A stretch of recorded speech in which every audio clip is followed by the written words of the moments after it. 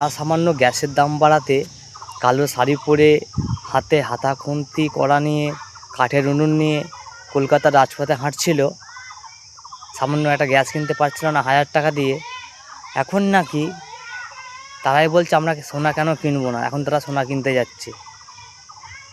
দেশের ভালোর জন্য নরেন্দ্র মোদী বলছে দেশকে অর্থনৈতিক দিক থেকে স্ট্রং করার জন্য সোনাটা কেনা একটু বন্ধ রাখুন। উনি তো তার নিজের স্বার্থে বলেননি, উনি বলেছেন দেশের স্বার্থে। তাহলে যারা আজকে 1000 টাকা দিয়ে গ্যাস কিনতে পারছিল না, তারা এখন আন্দোলন করছে সোনা কেনা নিয়ে। তাহলে এরা কি প্রকৃত বিরোধী আপনার মনে হয়?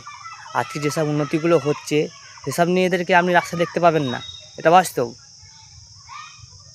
এটা হচ্ছে বিরোধী না, এটা হচ্ছে জানোয়ার বিরোধী। এদেরকে কাঁচা কঞ্চি দিয়ে ওদের পাছায় মারতে হবে রাস্তায়, তবে এরা জব্দ হবে। এটা কোনো দিন দেশের ভালো চায় না। দলটাই তো টিএমসি কংগ্রেস, তৃণমূল কংগ্রেস, এটা আলাদা কবে হলো? এটা কোনো দিনই আলাদা নয়। তাই বলছি ভারত মাতা কি জয়, জয় শ্রীরাম, রাম রাম। শেষে একটাই বলবো, যাদের গ্যাস কেনার দাম নেই তারা আবার সোনা কিনতে যাচ্ছে, লজ্জাও লাগে না?